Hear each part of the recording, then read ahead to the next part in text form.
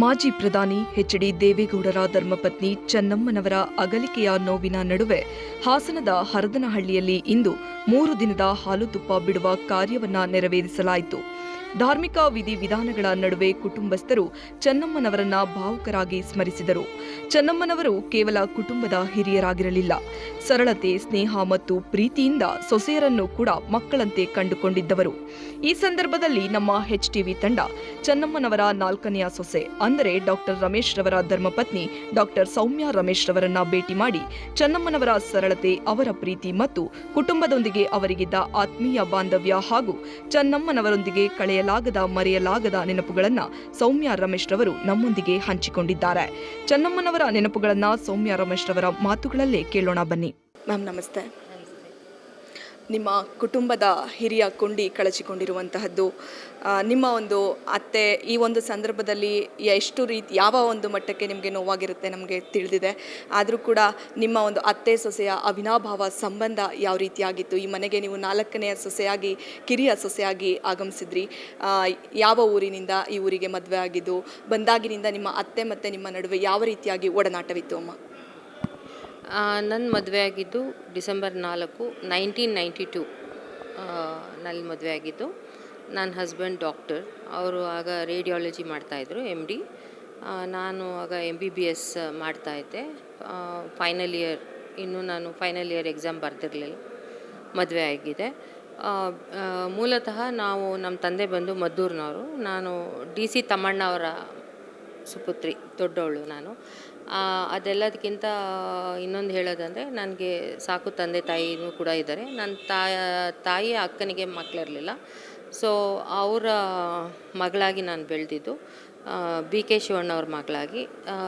ನನಗೆ ಏನು ಇನ್ಷಿಯಲ್ಸ್ ಅಂತ ಅಂದರೆ, ನನಗೆ ಪಾಸ್ಪೋರ್ಟ್ನಲ್ಲಿ ಏನಿದೆ ಅಂದರೆ ಬನ್ನಿಕುಪ್ಪೆ ಕಾಡೇಗೌಡ ಶಿವಣ್ಣ ಸೌಮ್ಯ, ಅಂದರೆ ನಾನು ರಾಮನಗರಕ್ಕೆ ಸೇರಿಕೊಂಡಂಗೆ ಆಯಿತು. ಸೊ ಈಗ ಹೆಂಗಾಗಿದೆ ಅಂದರೆ, ನಾನು ಮದ್ದೂರು ಮತ್ತು ರಾಮನಗರ ತಂದೆ ಸೈಡಿಂದ ರೆಪ್ರೆಸೆಂಟ್ ಮಾಡ್ತೀನಿ. ತಾಯಿ ಕಡೆಯಿಂದ ನಾನು ಶ್ರೀರಂಗಪಟ್ಟಣ, ಅಂದರೆ ಅಲ್ಲಿ ಪಾಂಡುಪುರದ ಹತ್ರ ಕ್ಯಾತ್ನಳ್ಳಿ ಅಂತ, ಅಲ್ಲಿ ನಮ್ಮ ತಾಯಿ ಮನೆ, ಅಂದರೆ ಅದು ಕಾಮನ್ ಪ್ಲೇಸ್ ಆಯಿತು. ಸೊ ನನಗೇ ಈ ಹಾಸನ ಸೈಡು ನನ್ನೇ ಫಸ್ಟ್ ಇಲ್ಲಿ ಮದುವೆ ಮಾಡಿದ್ದು. ಆಮೇಲೆ ನಂದು JSS ಮೆಡಿಕಲ್ ಕಾಲೇಜಲ್ಲಿ ಓದಿದ್ದು ಅಂಡರ್ ಗ್ರ್ಯಾಜುಯೇಷನು. ಪೋಸ್ಟ್ ಗ್ರ್ಯಾಜುಯೇಷನ್ ಬಂದುಬಿಟ್ಟು MD ಬಂದು MS ರಾಮಯ್ಯದಲ್ಲಿ ಮಾಡಿದ್ದು, ಇನ್ ಆಬ್ಸ್ಟೆಟಿಕ್ಸ್ ಆ್ಯಂಡ್ ಗೈನಿ. ನಮ್ಮ ಮಾವ 94ನಲ್ಲಿ ಚೀಫ್ ಮಿನಿಸ್ಟರ್ ಆದರು. 94ನಲ್ಲಿ ಚೀಫ್ ಮಿನಿಸ್ಟರ್ ಆದಾಗ ನಾನು ಇನ್ನೂ ತಾಯಿ ಮನೆಯಲ್ಲೇ ಇದ್ದೆ, ಯಾಕೆಂದರೆ ನನಗೆ ಡೆಲಿವರಿ ಆಗಿತ್ತು. ನಾನು ಮದುವೆ ಆಗಬೇಕಾದ್ರೆ ಎಲ್ಲ 3 ಜನ ಗಂಡು ಮಕ್ಕಳುಗಳು ಎಲ್ಲ ಬೇರೆ ಬೇರೆ ಆಗಿದ್ದರು. ನನಗೆ ಮದುವೆ ಮಾಡಿದಾಗ ನಾವು ಡಾಕ್ಟರ್ ಮಂಜುನಾಥ್ ಅವ್ರ ಮನೆಗೇ ನನ್ನನ್ನು ತುಂಬಿಸ್ಕೊಂಡಿದ್ದು. ಆ ಮನೆ ನಮ್ಮ ಮಾವ ಕಟ್ಸ್ಕೊಟ್ಟಿದ್ದು ಮಗಳಿಗೆ. ನಮ್ಮ ಮಾವ ಕೂಡ ಅತ್ತೆ ಎಲ್ಲ ಅವರ ಅಳಿಯನ ಮನೆಯಲ್ಲೇ ಇದ್ದರು, ಅದೇ ಮನೆಯಲ್ಲಿ ಪದ್ಮನಾಭ ನಗರ ಮನೆಯಲ್ಲೇ ಇದ್ದರು. ಮತ್ತು ಶೈಲಜಾ ಚಂದ್ರಶೇಖರು, ಅನ್ಸೂಯ ಮಂಜುನಾಥ್ ಅವರು, ಆಮೇಲೆ ರೆಸ್ಪೆಕ್ಟಿವ್ ಹಸ್ಬೆಂಡ್ಸು, ಅವ್ರ ಮಕ್ಕಳೆಲ್ಲ ಅಲ್ಲೇ ಇದ್ದರು. ಸೊ ನಾನು ಆ ಮನೆಗೆ ಹೋಗಿದ್ದು. ನಮ್ಮ ಮಾವ ಚೀಫ್ ಮಿನಿಸ್ಟರ್ ಆದಮೇಲೆ ಅನುಗ್ರಹಗೆ ನನ್ನನ್ನು ಮತ್ತು ನನ್ನ ಮಗ ಮತ್ತು ನನ್ನ ಹಸ್ಬೆಂಡಿಗೆ ಅಷ್ಟೇ ಕರೆದ್ರು. ನಾವು ಅಲ್ಲಿದ್ವಿ. ಆಮೇಲೆ ನನಗೆ ಹಾಸ್ಪಿಟ್ಲ್ ಅಂದರೆ ಕಾಲೇಜಿಗೂ ನನಗೆ ಹತ್ರ ಆಗ್ತಾಯಿತ್ತು, MS ರಾಮಯ್ಯಗೆ. ಚೀಫ್ ಮಿನಿಸ್ಟರ್ ಮನೆಯಲ್ಲಿ ನಾನು ಒಬ್ಬಳೇ ಸೊಸೆ, ಮತ್ತು ನನ್ನ ಹಸ್ಬೆಂಡ್, ನನ್ನ ಮಗ ಸುಕೀರ್ತಿ, ನಾವು 3 ಜನ ಇದ್ವಿ. ವಿಶೇಷವಾಗಿ ನೀವು 4ನೇ ಸೊಸೆಯಾಗಿ ಬಂದ್ರಿ. ನಿಮ್ಮ ಜೊತೆ ನಿಮ್ಮ ಅತ್ತೆಯವರು ಎಷ್ಟು ಸಮಯಗಳ ಕಾಲ ಇದ್ದರು? ನನ್ನೊಟ್ಟಿಗೆ ಅಂತಂದರೆ, ನನಗೆ ಅದೇ ಚಿಕ್ಕ ವಯಸ್ಸಿಗೆ ಮದುವೆ ಮಾಡಿದ್ರು, ಮಗು ಆಯಿತು. ಸೊ ನಾನು 92ನಲ್ಲಿ ಮದುವೆ ಆದಮೇಲೆ ನಾನು 94 ಲೈಕ್ ಎಂಡಲ್ಲಿ ಬಂದಿತ್ತು. ನಾನು ಮಗುನ ನನ್ನ ತಂದೆ ತಾಯಿ ಹತ್ರ ಬಿಟ್ಟು ನಾನು ಇಲ್ಲಿಗೆ ಬಂದೆ. ಅಪ್ರಾಕ್ಸಿಮೇಟ್ಲಿ ಅಮ್ಮನ ಜೊತೆ ನಾನೊಂದು 2.5 ಇಯರ್ಸ್ ಜೊತೆಗಿದ್ದೆ. ಅವರು CM ಆದಾಗ ಫುಲ್ಲು, ಆಮೇಲಿಂದ ಪ್ರೈಮ್ ಮಿನಿಸ್ಟರ್ ಆದಾಗಲೂ ಕೂಡ ನಂದು ಲೈಕ್ 1 ಇಯರ್ ಆಲ್ಮೋಸ್ಟ್ ಲೈಕ್ ಚಕ್ಕರ್ ಹಾಕಿದ್ದೆ ರಾಮಯ್ಯಗೆ. ಏಕೆಂದರೆ ನಮ್ಮ ಮಾವ ಬರುವಾಗೆಲ್ಲ ನನ್ನ ಚಿಕ್ಕ ಮಗು ಇರ್ತಲ್ಲ, ಸೊ ಕರ್ಕೊಂಡು ಹೊರ್ಟೋಗ್ತಾಯಿದ್ದೆ. ನನಗೇನೋ ಒಂಥರ ಫ್ಯಾನ್ಸಿ, ಒಂದು ನೋವೆಲ್ಟಿ. ಯಾಕೆಂದರೆ ನನ್ನ ಕನಸು ಮನಸ್ಸಲ್ಲೂ ಎಣಿಸಿರಲಿಲ್ಲ ನಾನೊಂದು ಪ್ರೈಮ್ ಮಿನಿಸ್ಟರ್ ಸೊಸೆ ಆಗ್ತೀನಿ ಅಂತ. ಚಿಕ್ಕ ವಯಸ್ಸು ಆಗ, ಒಂದು ಸಾಧಾರಣ ನನಗೊಂದು 24-25 ವರ್ಷ ಅಷ್ಟೇ. ಸೊ ನಾನು ಯಾವಾಗಲೂ ಡೆಲ್ಲಿಗೆ ಹೋಗೋಕ್ಕೆ ಇಷ್ಟಪಡ್ತಾಯಿದ್ದೆ. ನನ್ನ ಮಗುನೂ ತುಂಬ ಇಷ್ಟಪಡೋನು. ಸೊ ಹಾಗೆ ನನಗೆ 1 ಇಯರ್ ಕೂಡ ಲಾಸ್ ಆಯಿತು ಎಮ್ ಡಿ ಮಾಡುವಾಗ. ಆಮೇಲೆ ಅಮ್ಮ ಕೂಡ ಅಷ್ಟೇ ನನಗೆ ಕಾ ನಮ್ಮ ಹಾಸ್ಪಿಟಲ್ಗೆ ಊಟ ಕಳಿಸ್ತಾಯಿದ್ರು ಮಧ್ಯಾಹ್ನ. ನನ್ನ ಫ್ರೆಂಡ್ಸ್ಗೂ ಸೇರಿಸಿ ಮನೆಯಿಂದ ಊಟ ಬರ್ತಾಯಿತ್ತು. ರಾಮಯ್ಯಗೆ ಹತ್ರ ಅಲ್ವಾ, ಅನುಗ್ರಹಗೆ ಮತ್ತು ಇದು ರಾಮಯ್ಯ ಹಾಸ್ಪಿಟಲ್ಗೆ ಹತ್ರ. ಸೊ ನನ್ನ ಫ್ರೆಂಡ್ಸ್ ಕೂಡ ಎಷ್ಟೊಂದು ಜನ ಮನೆ ಊಟ ಮಾಡಿದ್ದಾರೆ. ನಮ್ಮ ಅತ್ತೆ ಯಾವಾಗಲೂ ಏನಕ್ಕೆ ಅಷ್ಟೊಂದು ಅಂತ ಯಾವತ್ತೂ ಏನೂ ಹೇಳಲಿಲ್ಲ. ಆಮೇಲೆ ನಮ್ಮ ಅತ್ತೆಯವ್ರ ತಮ್ಮ ಒಬ್ಬರು ಪುಟ್ಟಸ್ವಾಮಿ ಅಂತ ಇದ್ದರು, ಇರಳ್ಳಿಯವರು. ಅವರು ನಮ್ಮ ಅತ್ತೆಗೆ ಫೇವ್ರೆಟ್ ತಮ್ಮ. ಅವ್ರು ಬಂದಾಗೆಲ್ಲ ನಾಟಿ ಕೋಳಿ ತರ್ತಾಯಿದ್ರು. ಸೊ ನಮ್ಮ ಅತ್ತೆ ಯಾವಾಗಲೂ ಹೇಳೋದು, ಸೌಮ್ಯನಿಗೆ ನಾಟಿ ಕೋಳಿ ನೀನು ಮಾಡೋದು ಇಷ್ಟ, ನೀನು ಮಾಡಿಸು ಅಂತೆಲ್ಲ ಹೇಳೋರು. ಸೊ ವಾರಕ್ಕೊಂದ್ಸಲಿ ಅವ್ರು ಬಂದಾಗೆಲ್ಲ ಅವ್ರದ್ದು ಅಸಿಸ್ಟೆಂಟ್ ಒಬ್ಬರು ಇದ್ದರು, ಸಂಪತ್ ಅಂಥೇಳಿ. ಅವರು ಚೆನ್ನಾಗಿ ನಾಟಿ ಕೋಳಿ ಸಾರು ಮಾಡ್ತಾಯಿದ್ರು. ಸೊ ಆ ಥರ ಎಲ್ಲ ಒಳ್ಳೆ ನೆನಪು. ಆಮೇಲಿಂದ ಅಮ್ಮ ಎಲ್ಲಾದರೂ ದೇವಸ್ಥಾನಕ್ಕೆ ಹೋದರೆ ನನಗೆ ಫ್ರೀ ಇರೋ ದಿನ ಅವ್ರ ಜೊತೆ ಹೋಗ್ತಾಯಿದ್ದೆ. ಫಂಕ್ಷನ್ಸ್ ಇದ್ದಾಗ ಅವ್ರ ಜೊತೆಗೆ ಹೋಗ್ತಾಯಿದ್ದೆ. ಚಿಕ್ಕವಳು ನನಗೇನು ಗೊತ್ತಾಗ್ತಾ ಇರಲಿಲ್ಲ. ಜವಾಬ್ದಾರಿ ಅಂತೂ ಏನು ಅಮ್ಮ ಅಂತೂ ಜಾಸ್ತಿ ನನಗೇನು ಕೊಡ್ತಾ ಇರಲಿಲ್ಲ. ಯಾವಾಗ ನೋಡಿದ್ರು ನೀನು ಓದು ಅಂತ ಇದ್ರು ವಿನಃ ಏನು ಕೆಲಸ ಅದು ಮಾಡು ಏನು ಕೆಲಸ ಮಾಡಿಸ್ತಾ ಇರಲಿಲ್ಲ. ಒಳ್ಳೆ ನೆನಪೆ. ಅಮ್ಮ, ನೀವು ಸೊಸೆಯಾಗಿ ಬಂದಾಗ ಅತ್ತೆ ಆದವರು ಒಂದು ಸಲಹೆ ಮತ್ತು ಪ್ರೀತಿಯ ಮಾತುಗಳನ್ನು ಆಡಿದಂಥದ್ದಿರುತ್ತೆ. ಆವಾಗ ನಿಮಗೆ ಯಾವ ರೀತಿಯಾಗಿ ಈ ಕುಟುಂಬದಲ್ಲಿ ನೀನು ಹೋಗಬೇಕು, ಸಂಸಾರ ನಡೆಸ್ಕೊಂಡು ಹೋಗಬೇಕು, ಆ ರೀತಿ ಮಾತುಗಳನ್ನು ಏನಾದರೂ ಹೇಳಿದ್ರಾ ನಿಮಗೆ? ಅಮ್ಮ ಅದೇ ಲೈಕ್ ನನಗೂ ಒಂಥರ ನಮ್ಮ ಅತ್ತೆ ಥರನೇ ಬುದ್ಧಿ. ಯಾರಿಗೆ ಬಂದ್ರೂ ಸಹಾಯ ಮಾಡೋದೇನೆ. ತಂದೆ ನನಗೆ ಗೊತ್ತಲ್ಲ, ನಂದು ರಾಮನಗರ ಸೈಡ್ ಇರ್ಬೋದು, ಮದ್ದೂರು ಕಡೆ ಇರ್ಬೋದು, ತಾಯಿ ಮನೆ ಅಂದರೆ ಈ ಪಾಂಡವಪುರದ ಕಡೆ ಇರ್ಬೋದು, ಯಾರಿಗಂದರೆ ನಮ್ಮ ಕೈ ದೇವ್ರು ಕೊಟ್ಟಿರೋದೇ ನಮಗೆ ಈ ಸ್ಥಿತಿ ಮತ್ತು ಈ ಒಂದು ಅಧಿಕಾರ ಎಲ್ಲ. ದುಡ್ಡು ಇರ್ಬೋದು, ಏನೇ ಇದ್ರೂ ಒಂದು 4 ಜನಕ್ಕೆ ಸಹಾಯ ಮಾಡೋವಂಥದ್ದು. ಸೊ ಅವ್ರು ಹೇಳ್ತಾಯಿದ್ರು, ಅವರೂ ಅವ್ರ ಕಡೆಯವ್ರಿಗೆಲ್ಲ ಮಾಡಿದ್ದಾರೆ ಸಹಾಯ. ಎಷ್ಟು ಜನ ಕೆಲಸ ಕೊಡಿಸಿದಾರೋ, ಅವ್ರ ಅಕ್ಕ ತಂಗಿಯಂದಿರಿಗೆ, ತಮ್ಮಂದಿರಿಗೆ, ತಮ್ಮನ ಮಕ್ಕಳಿಗೆ ಎಲ್ಲ ಇದು ಮಾಡಿದ್ದಾರೆ. ನನಗೂ ಅದೇ ಇನ್ಸ್ಪಿರೇಷನ್ ನನಗೂ. ಅವ್ರನ್ನ ನೋಡೇ ನಾನು ಎಲ್ಲ ಇದು ಮಾಡ್ತಾಯಿದ್ದೆ. ಸೊ ಅಮ್ಮ ಒಂದ್ಸಲಿ ನಂಗಂದರು, ನೀನು ನನ್ನ ನೋಡಿಕೊಂಡೆ ನೀನು ಈ ಥರ ಫಾಲೋ ಮಾಡ್ತಾಯಿದ್ಯಾ ಅಂತ ಅಂದ್ಬಿಟ್ಟು ಅದೇ ಹೇಳ್ತಾಯಿದ್ರು. ಸೊ ನಾನಂದೆ, ನೀವೇ ಅದಕ್ಕೆ ಸ್ಫೂರ್ತಿ ಅಂತ ಹೇಳಿದೆ. ಸೊ ಹಾಗೆ ಅಂದರೆ ನಾವು ಎಷ್ಟೇ ಒಂದು ಮೇಲೆ ಹೋದ್ರೂ ನಮ್ಮವರು ಅಂತ ನಾವು ಮರಿಬಾರ್ದು ಅಲ್ವಾ. ಒಂದೊಂದ್ಸಲಿ ಏನಾಗುತ್ತೆ ಅಂತ ಅಂದರೆ, ಸ್ವಂತ ತಮ್ಮಂದಿರನ್ನೇ ಆಗಲಿ ತಂಗಿದಿರನ್ನೇ ಆಗಲಿ ಕಡೆಗಣಿಸ್ತಾರೆ ಒಂದು ಮೇಲೆ ಸ್ಥಿತಿಗೆ ಹೋದಾಗ. ನನಗೆ ಆ ಥರ ಯಾವತ್ತೂ ನನಗೆ ಅಮ್ಮನ ನೋಡಿದ್ಮೇಲೆ ಆ ಥರ ಅನ್ನಿಸ್ಲೇ ಇಲ್ಲ. ನಾನು ಅಮ್ಮನ ಥರನೇ ನನ್ನ ಕಡೆಯವ್ರಿಗೆ ನಾನು ಎಷ್ಟು ಸಹಾಯ ಆಗುತ್ತೋ ನಾನೆಲ್ಲ ಮಾಡಿದ್ದೀನಿ. ಕೆಲಸ ಕೊಡಿಸೋದೇ ಇರ್ಬೋದು, ಅದೇ ಅಥವಾ ಏನಾದರೂ ಒಂದು ಎಜುಕೇಷನ್ನಲ್ಲೇ ಇರ್ಬೋದು, ಎಲ್ಲ ರೀತಿಯಲ್ಲೂ. ಆಮೇಲೆ ನಮ್ಮ ಹಾಸ್ಪಿಟಲ್ ಬೇರೆ ಇತ್ತು, DG ಹಾಸ್ಪಿಟಲ್. ಇನ್ನೊಂದು ಹೇಳೋದು ಮರೆತೆ, ನನ್ನ ಹಸ್ಬೆಂಡ್ ಅವರ ತಾಯಿ ಥರನೇ ತುಂಬ ಸಾಧು. ಏನಾದರೂ ತಾಯಿ ಗುಣ ಬಂದಿದೆ ಅಂದರೆ ಅದು ನನ್ನ ಹಸ್ಬೆಂಡಿಗೆ ಅಂತ ನಾನು ಹೇಳ್ಬೋದು. ಯಾಕೆಂದರೆ ತುಂಬ ಹೆಂಗರಳು ಅವ್ರಿಗೆ. ಆಮೇಲಿಂದ ಅವರು ಪ್ರಚಾರ ಪ್ರಿಯರಲ್ಲ. ನಮ್ಮ ಅತ್ತೆನೂ ಪ್ರಚಾರ ಪಡೀಲಿಲ್ಲ, ನನ್ನ ಹಸ್ಬೆಂಡ್ ಕೂಡ ಪ್ರಚಾರ ಪಡೀಲಿಲ್ಲ. ನಾನು ಕೂಡ ಎಲ್ಲೂ ಪ್ರಚಾರ ತೊಗೊಂಡಿಲ್ಲ. ನಾವೇನಂತ ಅಂದರೆ ಎಲೆಮರೆಕಾಯಿ ಥರ ಕೆಲಸ ಮಾಡ್ಕೊಳ್ಳೋದು, ಕ್ವೈಟಾಗಿರೋದು. ಆಮೇಲೆ ನಮ್ಮ ಅತ್ತೆಗೆ ಅವ್ರ ಮಗ ಒಬ್ಬ ಡಾಕ್ಟ್ರ್ ಆಗಬೇಕನ್ನೋದು ಆಸೆ ಇತ್ತು. ಆದರೆ ನನ್ನ ಗಂಡನಿಗೆ ಡಾಕ್ಟ್ರ್ ಆಗೋದು ಇಷ್ಟ ಇರಲಿಲ್ಲ. ಅವ್ರಿಗೆ ಇಂಜಿನಿಯರಿಂಗ್ ಓದಬೇಕು, ಅವರು ಒಂದು ಅವ್ರದ್ದೇ ಆದಂಥ ಒಂದು ಕೈಗಾರಿಕೆ ಮಾಡಬೇಕನ್ನೋದು ಅವ್ರಿಗೆ ಭಾರಿ ಇಷ್ಟ ಇತ್ತು. ಆಮೇಲೆ ಅವ್ರ ತಾಯಿಯ ಒತ್ತಡದ ಮೇಲೆ ಅವರು MBBS ಮಾಡಿದರು, MD ಆದರು. ಆಮೇಲಿಂದ ಅವ್ರ ಅಮ್ಮನಿಗೆ ಹೇಳಿದ್ರು, ಅಮ್ಮ ನಿಮ್ಮ ಆಸೆ ನಾನು ಪೂರೈಸಿದ್ದೇನೆ, ಡಾಕ್ಟ್ರ್ ಓದು ಅನ್ನೋದನ್ನ ನಾನು ಪೂರೈಸಿದ್ದೀನಿ. ಆದರೆ ನಾನು ಈ ಪ್ರೊಫೆಷ್ನಲ್ಲಿ ಇರೋದಿಲ್ಲ, ನಂದು ಏನಿದ್ರು ಬಿಸ್ನೆಸ್ ಲೈನ್. ನನಗೆ ನಾನು ಆಸ್ಪತ್ರೆ ಕಟ್ತೀನಿ, ಆದರೆ ನಂದು ಬಿಸ್ನೆಸ್ ಲೈನಲ್ಲಿ ನಾನು ಹೋಗ್ತೀನಿ ಅಂತ ಅವ್ರ ತಾಯಿಗೆ ಹೇಳಿ he went in business line. ಚೆನ್ನಮ್ಮನವರು ಗಟ್ಟಿಗಿತ್ತಿ, ತ್ಯಾಗ, ಸರಳ ವ್ಯಕ್ತಿತ್ವವನ್ನು ಹೊಂದಿದಂಥವರು. ಈ ರೀತಿಯಾಗಿ ಅವರ ಒಂದು ಪತಿ ಪ್ರಧಾನಮಂತ್ರಿ ಆಗುವವರೆಗೂ ಕೂಡ ಅವರ ತ್ಯಾಗಗಳು ತುಂಬಾ ಇತ್ತು ಅಂತ ಹೇಳ್ತಿದ್ರು. ನೀವು ಅವರ ಸೊಸೆಯಾಗಿ, ಮಗಳಾಗಿ, ಅವರ ಕಿರಿಯ ಸೊಸೆಯಾಗಿ ಅವರನ್ನು ಹತ್ತಿರದಿಂದ, ಅಪ್ಪಾಜಿ ಅಮ್ಮನ ಇಬ್ಬರು ಕೂಡ ಹತ್ತಿರದಿಂದ ನೋಡಿರ್ತೀರಾ. ಅವರಿಬ್ಬರ ಸಂಬಂಧ ಹೇಗಿರ್ತಿತ್ತು ಅಮ್ಮ? ಅಪ್ಪನೂ ಅಷ್ಟೇ. ನಾನು ಎಲ್ಲರೂ ದೊಡ್ಡವ್ರಿಗೆ ಎಲ್ಲ ಸೊಸೆದಿರೇ ಆಗಲಿ, ಆಮೇಲಿಂದ ಹೆಣ್ಮಕ್ಳೇ ಆಗಲಿ, ಅವ್ರಿಗೆ ಅಣ್ಣ ಅಂತಲೇ ಕರೀತಾರೆ. ನಾನು ಮಾತ್ರ ನಮ್ಮ ಮಾವನವ್ರನ್ನ ಅಪ್ಪ ಅಂತಲೇ ಕರೆಯೋದು, ಆಮೇಲೆ ಅಮ್ಮ ಅಂತಲೇ ಕರೆಯೋದು, ಮಿಕ್ದವ್ರು ಅಮ್ಮ ಅಂತ ಕರಿತಿದ್ರು ಅಮ್ಮನಿಗೆ. ಅವ್ರು ಯಾವುದೇ ಒಂದು ಜೊತೆಗೆ ಬನ್ನಿ ದಂಪತಿಗಳು ಜೊತೆಗೆ ಬರಬೇಕು, ಪೂಜೆಗೆ ಆಗಲಿ ಅಥವಾ ದೇವಸ್ಥಾನಕ್ಕೆ ಆಗಲಿ ಫಂಕ್ಷನ್ಗೆ ಅಂದರೆ ಅಪ್ಪ ಜೊತೆಗೆ ಕರ್ಕೊಂಡು ಹೋಗ್ತಾಯಿದ್ರು. ನನಗೊಂದು ಜ್ಞಾಪಕ ಒಂದು ಚೆನ್ನಾಗಿದೆ. ದೊಡ್ಡವರು ಆಗ ಚೀಫ್ ಮಿನಿಸ್ಟರು, ಮತ್ತು ಹೀಗೆ ಜಯಲಲಿತಾ ಅವರ ಸಾಕು ಮಗನ ಮದುವೆ ಮಾಡಿದರು.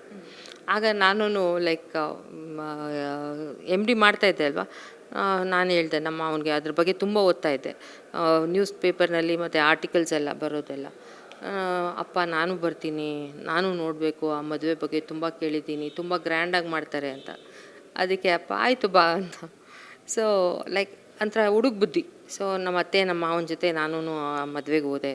ಲೈಕ್ ಜಯಲಲಿತಾ ಅವ್ರು ಕನ್ನಡದಲ್ಲಿ ಮಾತಾಡ್ಸಿದ್ರು ನಮ್ಮ ಅತ್ತೆಗೆ, ನನಗೆ, ಎಲ್ಲರಿಗೂ. ಅದೆಲ್ಲ ಒಂದು ಲೈಕ್ ಮರೆಯಲಾಗದಂಥ ಒಂದು ಸನ್ನಿವೇಶಗಳು. It was a pleasant memory. ನೀವು 4 ಜನ ಸೊಸೆಯಂದಿರ ಜೊತೆ ಚೆನ್ನಮ್ಮನವರು ಯಾವ ರೀತಿಯಾಗಿ ಇರ್ತಾ ಇದ್ರು? ಒಂದೇ ರೀತಿಯ ಒಡನಾಟವನ್ನು ಹೊಂದ್ಕೊಂಡಿದ್ರಾ? ಅವ್ರಿಗೆ 4 ಜನ ಸೊಸೆಯಲ್ಲಿ ಅವ್ರಿಗೆ ಎಲ್ಲರ ಜೊತೆನೂ ಒಡನಾಟ ಚೆನ್ನಾಗಿತ್ತು. ಅವ್ರಿಗೇನಾದರೂ ಒಂಥರ ತುಂಬ ಫೇವ್ರೆಟ್ ಅಂತ ಅಂದರೆ ಇವರು ಕವಿತಾ ಅವರು ಮತ್ತು ಭವಾನಿಯವರು, ಅವರಿಬ್ಬರಿಗೆ ಭಾರಿ ಇದು. ಏಕೆಂತಂದರೆ ಕವಿತಾ ಅಕ್ಕಂಗೆ ನಮ್ಮ ಅತ್ತೆನೇ ಸೆಲೆಕ್ಟ್ ಮಾಡಿದ್ದು.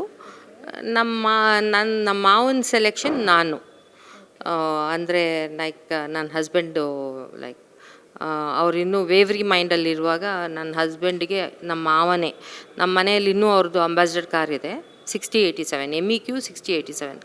ಆ ಗಾಡಿಯಲ್ಲಿ 2 hours ಕರ್ಕೊಂಡು ಹೋಗಿ ಅವರು ಮಗನಿಗೆ ಒಂದು ಕನ್ವಿನ್ಸ್. ಏಕೆಂತಂದರೆ ನನ್ನ ಹಸ್ಬೆಂಡ್ಗೆ ಏನು ತುಂಬ ಫೇರ್ ಆಗಿರೋ ಹುಡುಗಿಯನ್ನು ಮದುವೆ ಆಗ್ಬೇಕಂತೇಳಿ, ನಾವು ಅಷ್ಟೊಂದು ಫೇರ್ ಇಲ್ಲ. ಸೊ ಆಮೇಲೆ ಅಲ್ಲ, ಅವ್ರವ್ರದ್ದು ಇಚ್ಛೆ. ಸೊ ನಮ್ಮ ಮಾವನ ಇಚ್ಛೆ ಅಂತಂದರೆ ಅವ್ರಿಗೆ ಜಾತಕ ಚೆನ್ನಾಗಿ ಬರಬೇಕು, ಮನೆತನ ಚೆನ್ನಾಗಿರಬೇಕು. ನಮ್ಮ ಮಾವನಿಗೆಲ್ಲ ಚೆನ್ನಾಗಿತ್ತು, ಆದರೆ ಒಂದು ಚೂರು ಸ್ವಲ್ಪ ಬಣ್ಣ ಕಡಿಮೆ, ಅದರಲ್ಲೊಂದು ಕಾಂಪ್ರಮೈಸ್ ಆದರು. ಬಟ್ ನಮ್ಮ ಮದುವೆ ಅದೇ ಇದಕ್ಕೆ ನಾನು ನಮ್ಮ ಮಾವನಿಗೆ ನಾನು ಇದು ಮಾಡೋದು. ಸೊ ನಮ್ಮ ಮಾವ ಸೆಲೆಕ್ಟ್ ಮಾಡಿದ್ದು ಸೊಸೆ. ಸೊ ನಾನು ಯಾವಾಗಲೂ ಅನ್ನೋದು ನಮ್ಮ ಮಾವನ ಸೆಲೆಕ್ಷನ್ ಸೊಸೆ ನಾನು ಅಂತ ನಾನು ಹೇಳೋದಷ್ಟೇ. ಬಟ್ ಅಮ್ಮ ಆ ಥರ ನಮಗೇನೇನು ಇದು ಮಾಡಲಿಲ್ಲ. ಅಂದರೆ ನಂದೇನು ಯಾವಾಗಲೂ ನಾನು ಡಾಕ್ಟ್ರು, ನಾನು ಅಷ್ಟೊಂದು ಲೈಕ್ ಅವ್ರಿಗೆ ಮನೆ ಕೆಲಸದಲ್ಲೆಲ್ಲ ಅಷ್ಟೊಂದು ಹೆಲ್ಪ್ ಮಾಡೋಕ್ಕೂ ನನಗೇನು ಆಗ್ತಾಯಿರಲಿಲ್ಲ. ಆಮೇಲಿಂದ ನಾವು ಬಂದಿದ್ದ ವಾತಾವರಣನೇ ಬೇರೆ. ಅವ್ರದ್ದು ಲೈಕ್ ಅವ್ರ ಎಕ್ಸ್ಪೆಕ್ಟೇಷನ್ಸ್ ಏನೇನು ಇರ್ತಿತ್ತು ಅಂದರೆ ಗೃಹಿಣಿ ಥರ, ನಮ್ಗೆ ಅದೆಲ್ಲ ಆಗ್ತಾಯಿರಲಿಲ್ಲ. ಅಂಟು ಮುಟ್ಟು ಎಲ್ಲ ಇದೆ. ಯಾಕೆಂದರೆ ನಾವು ಒಂದ್ಸಲಿ ಡೆಲಿವರಿ ಮಾಡ್ಕೊಂಡು ಬಂದು ಮಧ್ಯರಾತ್ರಿನಲ್ಲಿ ಸ್ನಾನ ಮಾಡೋಕ್ಕಾಗಲ್ಲ ನೋಡಿ. ಬಟ್ ಅಮ್ಮನಿಗೆ ಏನಂತ ಅಂದರೆ ಹೊರಗಡೆ ಇದರಲ್ಲಿ ಮಲಗಬೇಕು, ಅದೆಲ್ಲ ಇತ್ತು. ನಾನು ಬಂದಾಗ ಗಂಡನೊಟ್ಟಿಗೆ ಮಲಗಬಾರ್ದು, ಹೊರಗೆ ಮಲಗಬೇಕು, ಅದೆಲ್ಲ ಇತ್ತು. ನಾನು ಗೈನಕಾಲಜಿಸ್ಟು ಮತ್ತು ನಾವೆಲ್ಲ MTB ಮಾಡೋದು ಮತ್ತು ಎಲ್ಲ ಡೆಲಿವರಿ ಮಾಡೋದು. So you are already in that space and ನಮ್ಗೆ ಅದೆಲ್ಲ ಒಂದು ಸ್ವಲ್ಪ ಮೂಢನಂಬಿಕೆ ಅಂತ ಅನ್ನಿಸ್ತಾ ಇತ್ತು. ಅದನ್ನು ನಾನು ಫಾಲೋ ಮಾಡ್ತಾ ಇರಲಿಲ್ಲ. ಅದನ್ನು ನಮ್ಮ ಅತ್ತೆಗೆ ಇಷ್ಟ ಆಗ್ತಾ ಇರಲಿಲ್ಲ ಅಷ್ಟೇ. ಚೆನ್ನಮ್ಮನವರು ಅತಿ ಹೆಚ್ಚು ಇದ್ದಂತಹ ಸ್ಥಳ ಯಾವುದು ಅಮ್ಮ? ಯಾರೊಡನೆ ಜಾಸ್ತಿ ಇದ್ರು ಅವರು? ಹಾಂ, ಅವರು ಜಾಸ್ತಿ ಟೈಮ್ ಅವರು ಹೆಣ್ಮಕ್ಳ ಜೊತೆನೆ. ಯಾಕೆಂದರೆ ಹೆಣ್ಮಕ್ಳು ಮದುವೆಯಾಗಿ ಅವರು ಮದುವೆ ಆದಮೇಲೂ ಅವರು ತಂದೆ ಮನೆಯಲ್ಲೇ ಇದ್ದರು. ಅವರು ಎಂಥದ್ದು ಮಿನಿಸ್ಟ್ರ್ ಆಗಿದ್ದಾಗಲೂ ಅಷ್ಟೇ. ಅವರು ದೊಡ್ಡ ಮಗಳದ್ದು ಮದುವೆ ಆಯಿತು.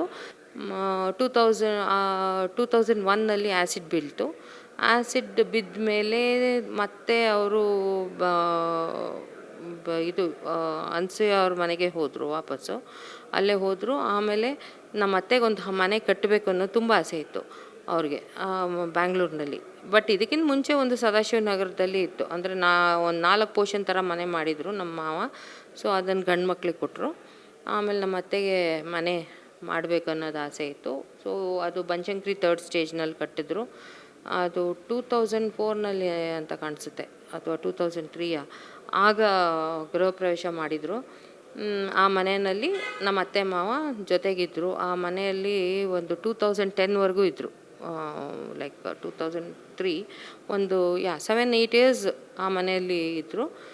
ಈಗ ಅವ್ರು ನಮ್ಮ ಅತ್ತೆ ಇಷ್ಟಪಟ್ಟು ಕಟ್ಟಿದಂಥ ಮನೆಯಲ್ಲೇ ಈಗ ನಾನು ನನ್ನ ಹಸ್ಬೆಂಡ್ ಆ ಮನೆಯಲ್ಲೇ ಇರೋದು. ನೀವು ಅವರ 4ನೇ ಸೊಸೆಯಾಗಿ ಇಷ್ಟು ವರ್ಷದ ಜರ್ನಿಯಲ್ಲಿ ನೀವು ಸೊಸೆಯಾಗಿ ಬಂದಾಗಿನಿಂದ ಇಲ್ಲಿಯವರೆಗೂ ಕಳೆದಂತಹ ಅತ್ಯಂತ ಸುಮಧುರ ಕ್ಷಣ ಅಥವಾ ಸಂದರ್ಭ ಯಾವುದಾದ್ರೂ ಇದೆಯಾ? ಹಬ್ಬಗಳು ಲೈಕ್ ಅಮ್ಮ ಮಾಡ್ತಾ ಇದ್ದಿದ್ದು ಗೌರಿ ಗಣೇಶ, ವರಮಹಾಲಕ್ಷ್ಮಿ, ಆಮೇಲಿಂದ ಇದು ಪಕ್ಷ ಅಂತ ಅಂದರೆ ಅಮ್ಮನಿಗೆ ಭಾರಿ ನಿಷ್ಠೆ, ತುಂಬ ನಿಷ್ಠೆಯಿಂದ ನೋಡ್ಕೋತಿದ್ರು. ಅವ್ರಿಗಂತೂ ಎಲೆ ತುಂಬಾ ಫುಲ್ ಆಗಿರಬೇಕಾಗಿತ್ತು. ಅದೆಲ್ಲ ಆ ಕ್ರೆಡಿಟ್ ಎಲ್ಲ ಲೈಕ್ ತಿಂಡಿ ಮಾಡೋದಾಗಲಿ ಅದೆಲ್ಲ ಅರೇಂಜ್ಮೆಂಟ್ ಎಲ್ಲ ನನ್ನ 2ನೇ ಊರ್ಗಿತ್ತಿ ಭವಾನಿ ಅವ್ರಿಗೆ ಭಾರಿ ಚೆನ್ನಾಗಿ ಗೊತ್ತು. ದೊಡ್ಡವ್ರಿಗಿತ್ತಿಗೂ ಅಷ್ಟೇ ಭಾರಿ ಚೆನ್ನಾಗಿ ಗೊತ್ತು.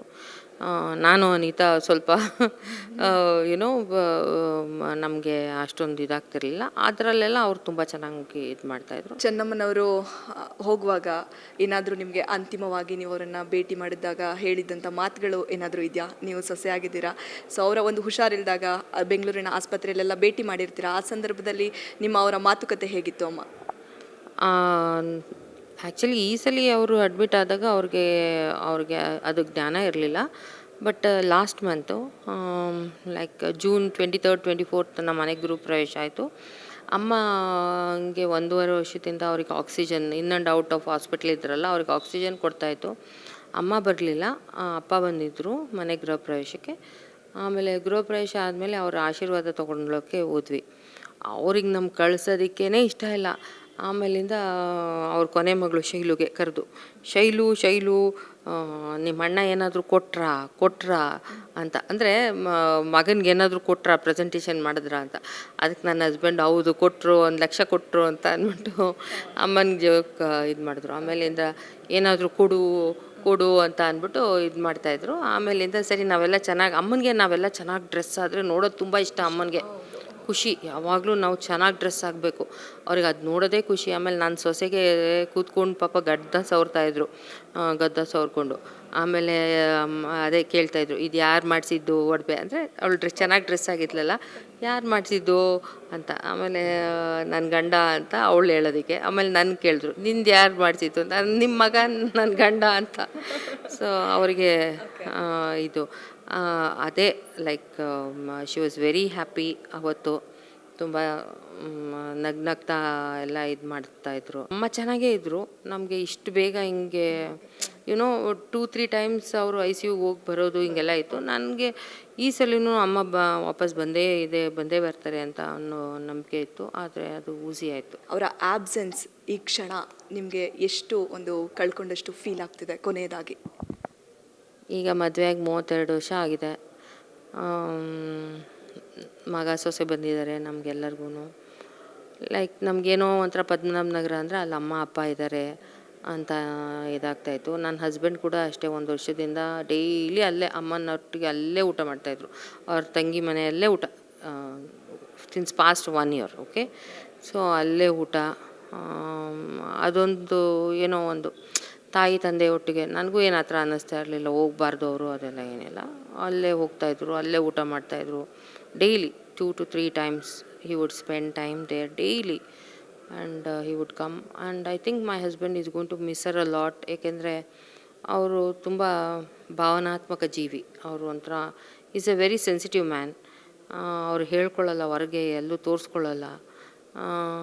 I think he is going to miss his mother a lot and so same wise ನಮಗೂ ಅದೇ ಅನಿಸುತ್ತೆ. But she lived our life. But ಏನಂದರೆ ಅವ್ರ ತಾಯಿ 96-97ವರೆಗೂ ಇದ್ದರು. ಅವ್ರ ತಾಯಿ she passed away in 2018, just 8 years back. So I wish she was also there till that ಅಷ್ಟು ವರ್ಷ ಅಂತ. ಬಟ್ ಅವ್ರಿಗೆ ಇದೆಲ್ಲ ಪ್ರಾಬ್ಲಮ್ ಇಲ್ಲ ಅಂದರೆ ಖಂಡಿತವಾಗ್ಲೂ ಬದುಕಿರ್ತಿದ್ರು. ಅಂದರೆ ಈ ಲಂಗ್ಸ್ದೆಲ್ಲ ಕೋವಿಡ್ ಬಂದು ಫೈಬ್ರೋಸಿಸ್ ಆಗಿ ಅದೆಲ್ಲ ಇಲ್ಲ ಅಂದರೆ ಬದುಕಿರ್ತಿದ್ರು. ಬಟ್ ಏನು ಮಾಡೋಕ್ಕಾಗಲ್ಲ. She lived her life very well. ತುಂಬು ಸಂಸಾರ. ಅವ್ರ ಕಣ್ಮುಂದೆ ಯಾರಿಗೂ ಏನೂ ಆಗಿಲ್ಲ. ಮಕ್ಕಳಿಗೆ ಆಗಲಿ, ಅಳಿಯಂದಿರಿಗೆ ಆಗಲಿ, ಸೊಸೆಯಂದಿರಿಗಾಗಲಿ, ಹೆಣ್ಮಕ್ಳಿಗಾಗಲಿ, ಮೊಮ್ಮಕ್ಕಳಿಗಾಗಲಿ ಯಾರಿಗೂ ಏನೂ ಲೈಕ್ ಅಂದರೆ ಅವ್ರ ಕಣ್ಮುಂದೆ ಹೋಗೋದನ್ನು ಯಾವುದೂ ಅವ್ರು ನೋಡಲಿಲ್ಲ. ಒಂಥರ ರಾಣಿ ಥರ ಇದ್ದು ರಾಜಮಾತೆ ಹಾಗೆ ಹೋದರು. ಅದೂ ಒಂದು ಅದೃಷ್ಟ. ಯಾಕೆಂದರೆ ಕಣ್ಮುಂದೆ ಮಕ್ಕಳನ್ನ ಕಳ್ಕೊಳ್ಳೋದೇ ಆಗಲಿ, ಮೊಮ್ಮಕ್ಕಳನ್ನ ಕಳ್ಕೊಳ್ಳೋದೇ ಆಗಲಿ, ಅಥವಾ ಸೊಸೆದಿರಿರ್ಬೋದು, ಹೆಣ್ಮಕ್ಳಿರ್ಬೋದು, ಅಳಿಯಂದಿರು, ಆ ಥರ ಒಂದು ದುರ್ಘಟನೆಗಳು ಯಾವುದೂ ನಮ್ಮ ಅಮ್ಮ ನೋಡಿಲ್ಲ. ಸೊ ಆ ಇದರಲ್ಲಿ ಅವರು ಮಾಡಿದಂಥ ಪೂಜೆ ಇದು ಅದು ಹೆಲ್ಪ್ ಆಯಿತು ಅಂತ ನಾನು ಅಂದ್ಕೊತೀನಿ. ಇವರು ನನ್ನ ಹಸ್ಬೆಂಡು ಶನಿವಾರ ನಮ್ಮ ಮಾವ ಪ್ರತಿಷ್ಠಾಪನೆ ಮಾಡಿದ್ದಾರೆ ಒಂದು ಶಿವಲಿಂಗ, ಅದು ತಿರುಮಲಗಿರಿ ದೇವಸ್ಥಾನದಲ್ಲಿದೆ. ಅಲ್ಲಿ ಅಭಿಷೇಕವನ್ನು ಮಾಡಿಸ್ಕೊಂಡು ತೀರ್ಥ ಪ್ರಸಾದ ತಂದು ಅವ್ರ ತಂದೆ ಕೈನಲ್ಲಿ ಕೊಟ್ಟಿದ್ದು, ಅದನ್ನೇ ತಗೊಂಡು ನಮ್ಮ ಮಾವ ದೇವಸ್ಥಾನ ಅದೇ ಮಣಿಪಾಲ್ ಹಾಸ್ಪಿಟ್ಲಿಗೆ ಹೋಗಿದ್ದು. ಆ ಮಣಿಪಾಲ್ ಹಾಸ್ಪಿಟ್ಲ್ನಲ್ಲಿ 4:30 ಸಮಯ ಅನಿಸುತ್ತೆ. ಆಗ ಅವರು ಅರಿಶಿನ ಕುಂಕುಮ ದೇವ್ರದ್ದು ಆಮೇಲೆ ತೀರ್ಥ ಎಲ್ಲ ಪ್ರೋಕ್ಷಣೆ ಎಲ್ಲ ಮಾಡಿ ತಲೆ ಮೇಲೆ ಹೂವು ಇಟ್ಟರಷ್ಟೇ ನಮ್ಮ ಮಾವ ಹೇಳ್ತಾರಲ್ಲ, ಅದು ಇಟ್ಟ ಒಂದು 2-3 ನಿಮಿಷಕ್ಕೇ her B P came down drastically, not high, from normal to 20, and ಎಲ್ಲ ಮಿಷಿನ್ಸ್ ಬೀಪ್ ಮಾಡೋಕ್ಕೆ ಸ್ಟಾರ್ಟ್ ಆಯಿತು. So she passed away in front of my father in law. ಇವರು ಅಂದರೆ ಶಿವಂದು ಅಭಿಷೇಕದ್ದು ಪ್ರಸಾದ ತಗೊಂಡ ಮೇಲೆ ಇದು. ಎಂಥ ಅತ್ಯದ್ಭುತವಾಗಿ ಅವರು ಸಾವನ್ನಪ್ಪಿರುವಂಥದ್ದು. ನಮ್ಮ ಹಿಂದೂ ಸಂಪ್ರದಾಯದಲ್ಲಿ ಮುತ್ತೈದೆಯ ಸಾವು ಸಿಗೋದೇ ನಮ್ಮ ಸೌಭಾಗ್ಯ ಅಂತ ಹೇಳಬೇಕು.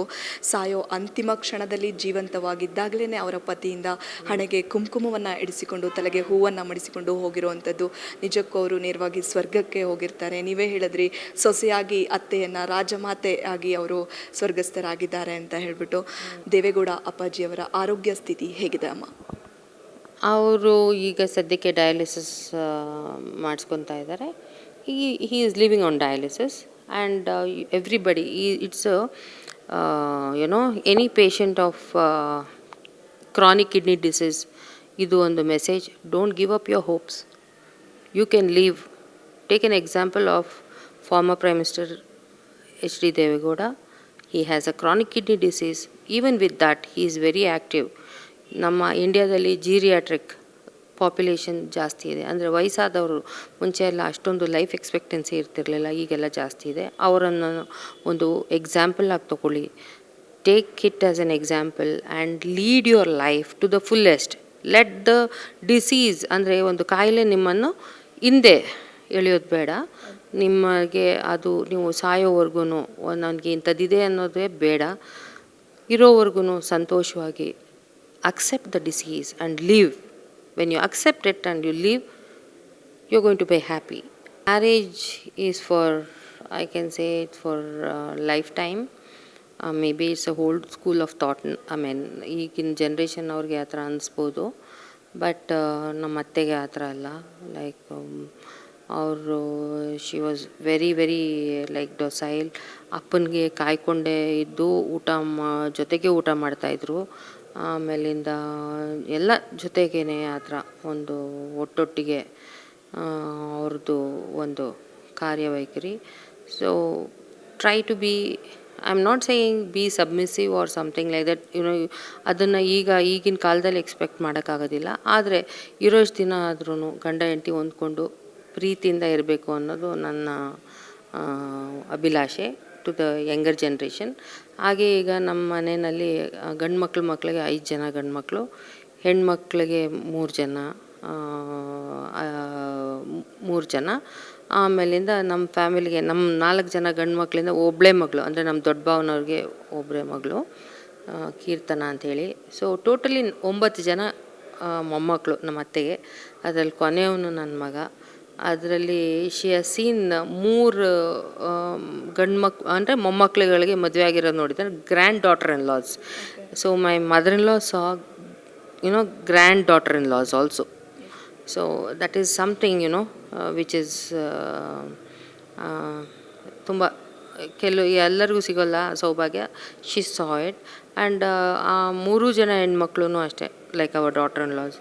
ನನ್ನ ಸೊಸೆ ಆಗಿರ್ಬೋದು, ಅನಿತಾ ಅವ್ರ ಸೊಸೆ ಆಗಿರ್ಬೋದು, ಅಥವಾ ಕವಿತಾ ಅವ್ರ ಸೊಸೆ ಆಗಿರ್ಬೋದು, they are all very nice children. I see my mother in law in them. I am not saying ನಾನು ನಮ್ಮ ಅತ್ತೆ ಥರ ಅಂತಲ್ಲ, ಬಟ್ ಆ ಮಕ್ಕಳಲ್ಲಿ ನಮ್ಮ ಅತ್ತೆನ ನಾನು ನೋಡ್ತೀನಿ. They are very nice children. I would like to thank my sister in laws because ಅವರು ಹುಟ್ಟಿದಿಂದನೂ ಜೊತೆಗೇ ನಮ್ಮ ಅತ್ತೆ ಜೊತೆನೇ ಇದ್ದರು. ಆ್ಯಂಡ್ ತಾಯಿ ಸೇವೆ ಚೆನ್ನಾಗಿ ಮಾಡಿದ್ದಾರೆ. ಆ್ಯಂಡ್ ನಾವೆಲ್ಲರೂ ಲೈಕ್ ಎಲ್ಲ ಜೊತೆಯಾಗೇ ನಾವು ಒಂದು ಹ್ಯಾಪಿಯಾಗಿದ್ದೀವಿ. ಸೊ ಅವರೇನು ಯಾವತ್ತೂ ನಮಗೆ ತಂದೆ ತಾಯಿ ನೋಡ್ಕೊಳ್ಳೋದು ಬರ್ಡನ್ ಅಂತಲೂ ಅವ್ರಿಗೆ ಅನ್ನಿಸ್ಲಿಲ್ಲ. ಅಥವಾ ನಮ್ಮ ಅತ್ತೆ ಮಾವನೂ ಅವರು they never expected anything out of daughter in laws or sons or anything. They like to be with the daughters. It was their wish, ಅವರ ವಿಶ್ಶು. ಸೊ ಹಾಗೆ ಅವ್ರ ಇಚ್ಛೆಯಂತೆ ಎಲ್ಲ ನಡೀತು. ಈಗಲೂ ನಮ್ಮ ಮಾವ ಚಿಕ್ಕ ಮಗಳ ಜೊತೆನೇ ಇದ್ದಾರೆ. He is happy and his happiness is our happiness. There is no ಒಂದು ಪೈಪೋಟಿ ಅದೆಲ್ಲ ಎಂತ ಇಲ್ಲ. ಸೊ ಅಷ್ಟೇ, ಎಲ್ಲರೂ ಒಟ್ಟಿಗೆ ವಿ ಆರ್ ಹ್ಯಾಪಿ. ಈಗ ನಿಮಗೆ ದುಃಖ ಆಗಿದೆ, ಸಮಾಜ ನೋಡೋ ರೀತಿ ನಿಮ್ಮ ಕುಟುಂಬದ ಜೊತೆ ಮೊನ್ನೆ ಎಲ್ಲರೂ ಕೂಡ ಭಾಗವಹಿಸಿದ್ರು, ಅವರ ಅಂತ್ಯ ಸಂಸ್ಕಾರಕ್ಕಾಗಿರ್ಬೋದು, ಈ ದಿನ ಆಗಿರ್ಬೋದು, ಈ ವಿಷಯಗಳ ಕುರಿತಾಗಿ. ಮೊದಲನೇದಾಗಿ ಬಂದಂಥ ಎಲ್ಲರಿಗೂ ಅಷ್ಟೊಂದು ಪ್ರೀತಿ ತೋರಿಸಿದ್ದಾರೆ ಈ ಕ್ಷೇತ್ರದ ಜನ. ಆಮೇಲಿಂದ ಬ್ಯಾಂಗ್ಳೂರಿಂದ ಹೊರಟಾಗ ಪೂರ್ತಿ ಅವ್ರಿಗೆ ತೋರಿಸಿದಂಥ ಆ ದಾರಿ ಉದ್ದಕ್ಕೂ ಆ ಜನಸಂದಣಿ, ಆ ಜನರ ಪ್ರೀತಿ ವಿಶ್ವಾಸ ಅದನ್ನೆಂದೂ ಮರೆಯೋಕ್ಕಾಗಲ್ಲ. ಅಷ್ಟು ಜನ ಸೇರಿದರು. ಆಮೇಲಿಂದ ನಮ್ಮ ಅತ್ತೆ ಏನಂತಂದರೆ, ಯಾರೇ ಬರಲಿ ಮನೆಗೆ ಒಂದು ಲೋಟ ನೀರಾದರೂ ಕೊಡಬೇಕು, ಹಾಲು ಕೊಡಬೇಕು, ಇಲ್ಲ ಕಾಫಿ ಕೊಡಬೇಕು, ಹಣ್ಣು ಕೊಡಬೇಕು, ಊಟ ಮಾಡಿಸ್ಬೇಕು. ಅವ್ರು ಯಾವಾಗಲೂ ಅದನ್ನು ಬಿಡಲಿಲ್ಲ. ಹೆಣ್ಮಕ್ಳಾದರೆ ಕುಂಕುಮ ಕೊಡದೆ ಅವ್ರು ಕಳಿಸ್ತಾ ಇರಲಿಲ್ಲ. ಆಮೇಲೆ ಇನ್ನೊಂದು ಏನಂತ ಅಂದರೆ, ಅವ್ರ ಕೈ ನಡಿಬೇಕಾದ್ರೆ ಎಷ್ಟೊಂದು ಜನಕ್ಕೆ ಕೆಲಸ ಕೊಡಿಸಿದ್ದಾರೆ, ಎಷ್ಟೊಂದು ಜನಕ್ಕೆ ಓದೋದಕ್ಕೆ ಸೀಟ್ ಕೊಡಿಸಿದ್ದಾರೆ. ನಾನು ಅದನ್ನು ಕಣ್ಣಾರೇನೂ ನೋಡಿದ್ದೀನಿ. ಅವ್ರ ಕೈ ನಡಿಬೇಕಾದ್ರೆ ಚೆನ್ನಾಗಿ ಸಹಾಯ ಮಾಡಿದ್ದಾರೆ. ಅವ್ರು ಯಾವತ್ತೂ ನಾನು ದುಡ್ಡು ಮಾಡಬೇಕು, ಅದು ಯಾವತ್ತೂ ಆ ಥರ ಮಾಡಿದವರಲ್ಲ. ಯಾವತ್ತೂ ಒಂದು ಇದನ್ನು ಫೇಮ್ ಬಯಸಲಿಲ್ಲ. ಆಮೇಲಿಂದ ಯಾವುದೋ ಒಂದು ಇದು ಅಂತ ಒಂದು ದುಡ್ಡನ್ನು ಮುಟ್ಟಿಲ್ಲ ನಮ್ಮತ್ತೆ. ನಾನು ಹೇಳ್ತಾ ಇರೋದು ಒಂದು ರಾಜಕಾರಣಿಯ ಹೆಂಡತಿಯಾಗಿ ನಾನು ಹೇಳೋದು, ಶಿ ಈಸ್ ಗಾಡೆಸ್. ಒಬ್ಬರ ಹತ್ರ ಒಂದು ಇದಿಲ್ಲ. ಮತ್ತು ಅವ್ರು ಮಾಡಿದ್ದಾರೆ ವಿನಃ, ಕೊಟ್ಟಿದ್ದಾರೆ ವಿನಃ ಒಂದು ಈಸ್ಕೊಳ್ಳೋ ಬುದ್ಧಿ ಯಾವತ್ತೂ ಮಾಡಿಲ್ಲ. And she is great woman. ಅದು ಮಾರ್ಗದರ್ಶನ ಎಲ್ಲರಿಗೂ ಇರಬೇಕು. ಆ್ಯಕ್ಚುಲಿ ಈಗಿನ ಯುವ ಜನತೆ ಏನಿದ್ದಾರೆ, ರಾಜಕಾರಣಿಗಳ ಹೆಂಡತಿಯರಾಗಿರ್ಬೋದು, ಇದು ಎಲ್ಲರೂ ನಮ್ಮ ಅತ್ತೆಯನ್ನು ನೋಡಿ ಕಲ್ತ್ಕೋಬೇಕು ಅಂತ ನನಗನ್ಸುತ್ತೆ. ನನಗೆ ಅದೇ ಸ್ಫೂರ್ತಿ. ನಾನು ರಾಜಕಾರಣಿ ಆದರೆ ನಮ್ಮ ಅತ್ತೆ ಥರನೇ ಇರಬೇಕಂತ. ಆಗಲಿ ಅಮ್ಮ, ನೀವು ಇಂತಹ ಸಂದರ್ಭದಲ್ಲೂ ಕೂಡ ನಮ್ಮ ಮಾಧ್ಯಮದ ಜೊತೆಗೆ ನಿಮ್ಮ ಅತ್ತೆ, ಸೊಸೆ ಮತ್ತು ನಿಮ್ಮ ಕುಟುಂಬದ ಇಡೀ ಅವಿನಾಭಾವ ಸಂಬಂಧಗಳು ಯಾವ ರೀತಿ ಚೆನ್ನಮ್ಮ ಅವ್ರ ಜೊತೆಗಿತ್ತು ಅಂತ ತುಂಬ ನಮ್ಮ ವಾಹಿನಿಯ ಜೊತೆ ಹಂಚ್ಕೊಂಡಿದ್ದೀರಾ. ನಿಮಗೆ ನಮ್ಮ HTV ಕನ್ನಡ ವಾಹಿನಿಯ ವತಿಯಿಂದ ತುಂಬ ಹೃದಯದ ಧನ್ಯವಾದಗಳು. ಕೇಳಿದ್ರಲ್ವಾ, ಇದುವರೆಗೂ ಚೆನ್ನಮ್ಮ ಅವರ 4ನೆಯ ಸೊಸೆ ಸೌಮ್ಯ ರಮೇಶ್ ಅವರು ಅತ್ತೆ ಸೊಸೆಯ ಒಡನಾಟ ಹೇಗಿತ್ತು, 4 ಜನರ ಸೊಸೆಯಂದಿರ ಜೊತೆ ಅವರು ಯಾವ ರೀತಿ ಇರ್ತಿದ್ರು, ಅವರ 2 ಹೆಣ್ಣು ಮಕ್ಕಳ ಜೊತೆ ನಾವು 4 ಜನ ಸೊಸೆಯಂದಿರು ಕೂಡ ಹೆಣ್ಣು ಮಕ್ಕಳಾಗಿ ಅವರೊಂದಿಗೆ ಇದುವರೆಗಿನ ಒಡನಾಟವನ್ನು ನಾವು ಹೊಂದಿಕೊಂಡಿದ್ವಿ. ಅಮ್ಮ ಎಲ್ಲರ ಜೊತೆ ತುಂಬ ಚೆನ್ನಾಗಿರ್ತಿದ್ರು, ಸಹನಾಮಯಿ, ತ್ಯಾಗಮಯಿ, ಕೈ ಎತ್ತಿ ದಾನವನ್ನು ಮಾಡಿದಂಥವ್ರು ನಮ್ಮತ್ತೆ ಅಂತ ತುಂಬ ಅದ್ಭುತವಾಗಿ ಹೇಳಿದ್ರು. ಈ ಸಮಯದಲ್ಲಿ ಅಂಥ ವ್ಯಕ್ತಿಯನ್ನು ನಮ್ಮ ನಾಡು ಕಳೆದುಕೊಂಡು ಇಡೀ ನಾಡೆ ಅನಾಥ ಭಾವವನ್ನು ನಾವು ಮೂಡ್ತಾ ಇದೆ ನಮ್ಮ ಮನಸ್ಸಲ್ಲಿ ಅಂತಲೇ ಹೇಳ್ಬೋದು. ಈ ಸಂದರ್ಭದಲ್ಲಿ ಕೊನೆಯದಾಗಿ ನಮ್ಮ ವಾಹಿನಿಯ ವತಿಯಿಂದ ಇವರ ಇಡೀ ಕುಟುಂಬಕ್ಕೆ ಚೆನ್ನಮ್ಮನವರ ಒಂದು ಆಬ್ಸೆನ್ಸ್ ಏನಿದೆ, ಕಳ್ಕೊಂಡಿರೋದು, ಆ ದುಃಖವನ್ನು ಭರಿಸುವಂತಹ ಶಕ್ತಿಯನ್ನು ಆ ದೇವರು ಕರುಣಿಸಲಿ ಅಂತ ಈ ಮೂಲಕ ನಾವು ಈ ಸಂದರ್ಭದಲ್ಲಿ ಹೇಳ್ತಾ ಇದ್ದೀವಿ. ನಿಮ್ಮ ಒಂದು ಕುಟುಂಬ ಈಗ ಮಾದರಿಯಾಗಿರೋದಲ್ಲದೆ ಇನ್ನು ಮುಂದೆ ಅತ್ಯದ್ಭುತ ಮಾದರಿಯನ್ನು ನಮ್ಮ ನಾಡು ನೋಡಲಿ, ರಾಜಕೀಯವಾಗಿ ನಮ್ಮ ನಾಡಿಗೆ ನಿಮ್ಮ ಸೇವೆ ಕೊನೆಯವರೆಗೂ ಅಪಾರವಾಗಿರಲಿ ಅಂತ ಈ ಸಂದರ್ಭದಲ್ಲಿ ಕೇಳ್ಕೊತಾ ಇದ್ದೀವಿ ಅಮ್ಮ. ಧನ್ಯವಾದಗಳು. ಇದುವರೆಗೂ ಸೌಮ್ಯ ರಮೇಶ್ ಅವರ ಜೊತೆ ಈ ಒಡನಾಟವನ್ನು ಹಂಚಿಕೊಂಡ್ವಿ. ಕ್ಯಾಮ್ರಾಮ್ಯಾನ್ ಪ್ರವೀಣ್ ಜೊತೆ ಹರ್ಷಿತಾ YV, ಹಾಸನ್, HTV ಕನ್ನಡ. ನಮಸ್ತೆ.